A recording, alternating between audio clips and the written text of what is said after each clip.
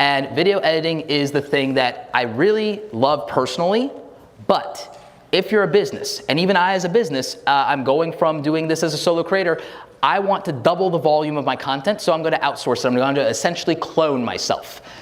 Some of you should do that, and some of you should just outsource the video editing because you're doing the really hard part, which is you are coming up with a great idea, you're executing on it in terms of performance, polishing that and getting that down to the bare minimum of being concise and delivering. Maybe that's something that someone else can do so you can focus on the business aspect.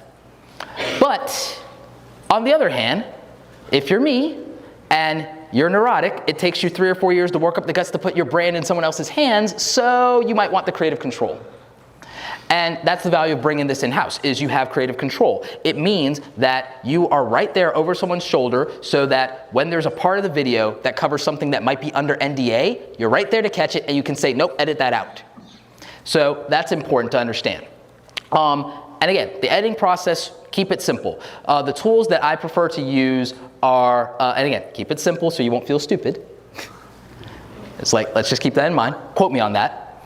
The tools that I like to use, Adobe Premiere Pro. I use that because it is essentially what I grew up with. I've been using it since I was like 15 or 16 years old. I was using it before it was called Creative Suite, before it was called Creative Cloud, and I use it to this day.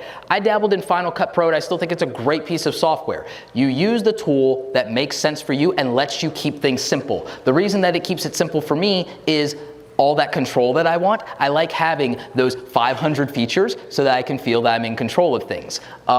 You know, that illusion that I cling to. But for some of you, using your smartphone and using something like Premiere Clip might be more than good enough. Using something like iMovie, using something like Split, using something like Filmora Go, using something like Adobe Spark. If you needed a free tool that would let you edit in browser or on your phone, you can use Adobe Spark. So, hashtag not sponsored. So, don't want the FCC coming for it. But like, so just focus on keeping it simple and focus on the basics.